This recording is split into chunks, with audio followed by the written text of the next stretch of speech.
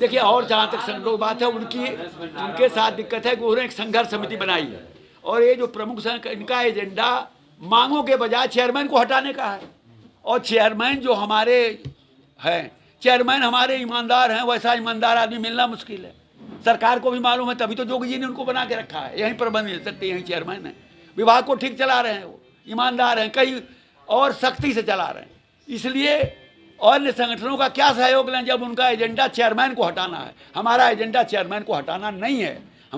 हम बल्कि ये कहते हैं कि बिजली विभाग में इंजीनियर भी चेयरमैन वर्षों तक रहे हैं और आईएएस भी रहे हैं, लेकिन हमेशा आईएएस बेहतर रहा चेयरमैन इंजीनियर से। वह कम से कम सबको नहीं देगा तो सबको नहीं देगा, और देगा तो सबको कुछ देगा। इसलिए हमारे यहाँ ये जो हमारे संगठन हैं, ये कोई भी संगठन ऐसे नहीं है जिनसे हम गठजोड़ करें, क्योंकि इन्होंने भूतकाल में हम इनके साथ गठजोड़ किए।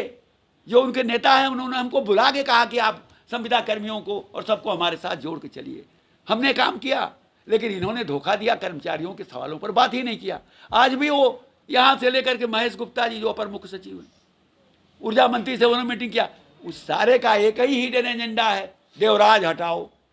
हम उसमें सहयोगी नहीं बन सकते, इसलिए उनका साथ लेने का कोई सवाल नहीं है। हम अपने सवाल खुद लड़ेंगे और मांगों को पूरा कराएंगे। जी राय साहब, संविदा कर्मियों के लिए क्या मांग है और किस तरह की समस्या है? विद्युत संविदा कर्मियों के लिए हमारी सबसे बड़ी मांग है कि इनका वेतन बहुत कम है, इनका वेतन बढ़ाया जाए।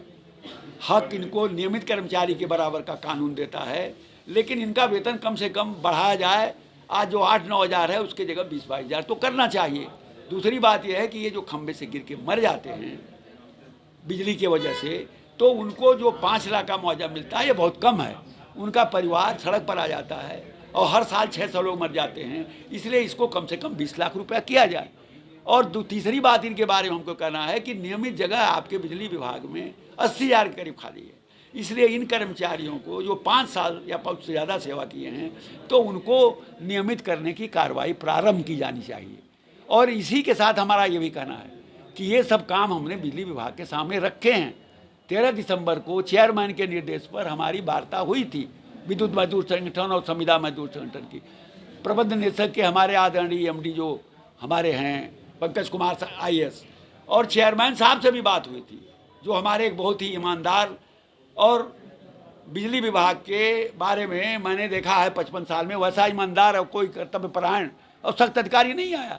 उन्होंने भी कहा, लेकिन आज तक हमारे जो नियमित कर्मचारी हैं, जिनका हमारा वेतन बहुत कम है, जिनको वो जो सुविधाएं मिली थी नहीं मिली हैं, ये सारी चीज़ों पर कोई कार्रवाई नहीं हुई। क्योंकि हमारे जो ऊर्जा मंत्री हैं AK शर्मा जी, जो इसी गरीब इलाके के पूर्वांचल के, उन्होंने आज तक कर्मचारियों के समस्याओं को जानने, सुनने और उन पर पहल करने का कोई प्रयास ही नहीं है। संगठन द्वारा ये मांगे अगर नहीं मानी गई शासन द्वारा, तो क्या आगे की रणनीति क्या है? आगे की रणनीति हमारी बहुत स्पष्ट है कि कर्मचारियों में हमने अभी तक सब्र बनाए रखा। अभी तक हम मांग कह रहे हैं। कोरोना में तो हम बोले नहीं, कोरोना के बाद से पिछले 1-1.5 सालों में हम निरंतर मांग उठाते रहे हैं और हमने प्रबंधन को समय बहुत दिया। अब अगर हमारी मांगें